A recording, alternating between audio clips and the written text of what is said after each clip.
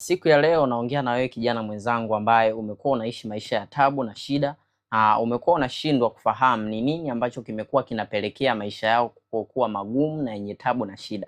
Sasa vijana wengi wamekuwa wanaishi maisha ya tabu na shida kwa sababu wamekuwa ni aina ya watu ambao kwanza wao hawana utaratibu wa kuchukua maamuzi yoyote pale wanapokutana na fursa ambayo inaweza ikawasaidia wao kubadilisha maisha yao.